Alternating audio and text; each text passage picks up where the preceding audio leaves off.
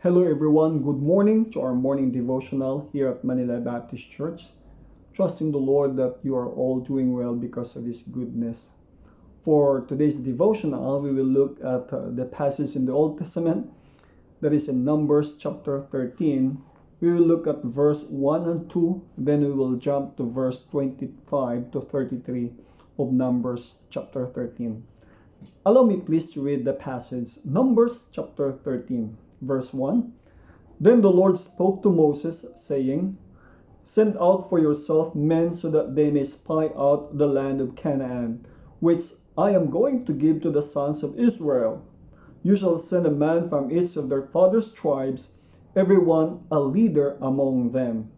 So Moses sent them from the wilderness of Paran, at the command of the Lord, all of them men who were heads of the sons of Israel. We will jump to verse 25 to 33. When they returned from spying out the land at the end of 40 days, they proceeded to come to Moses and Aaron and to all the congregation of the sons of Israel in the wilderness of Paran at Kadesh.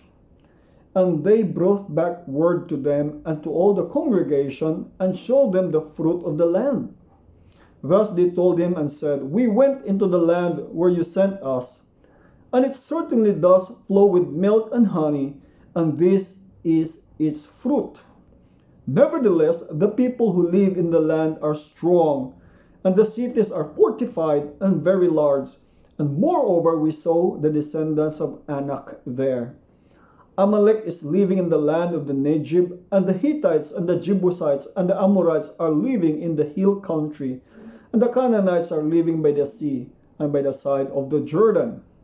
Then Caleb quieted the people before Moses and said, We should by all means go up and take possession of it, for we shall surely overcome it.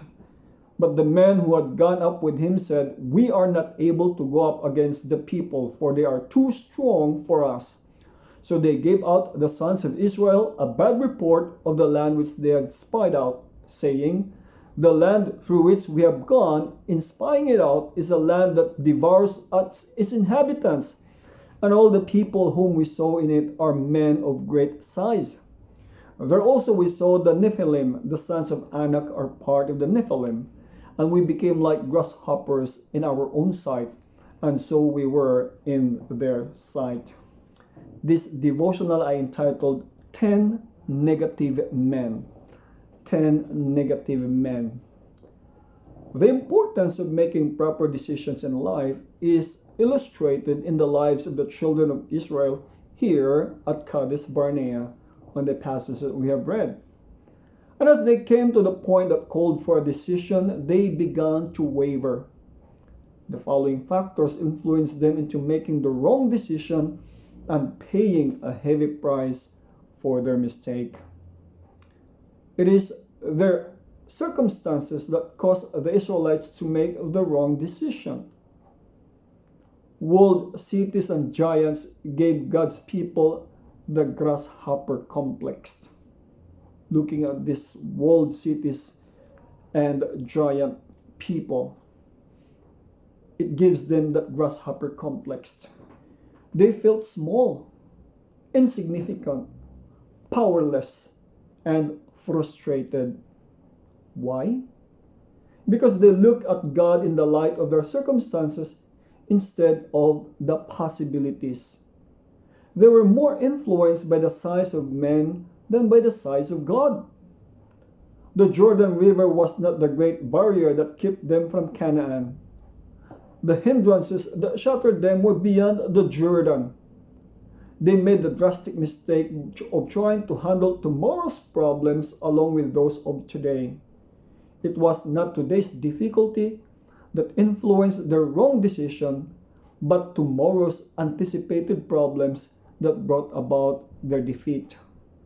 How true this is in our lives also. How many times has a wrong decision been the result of bringing tomorrow's imagined difficulties into today's situation? The load becomes staggering. Negative responses begin to spring up completely out of proportion. Panic sets in, and wrong decisions are made, decisions that determine our future. Not only their circumstances, but even the negative influence of the 10 spies kept God's people from experiencing His best for their lives. 10 men who said, "We are just being realistic, we know the facts." 10 men who said, "It cannot be done."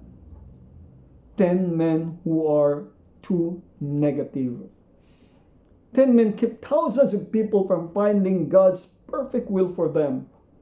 10 men were more of an obstacle to the children of Israel than 10 walled cities the size of Jericho.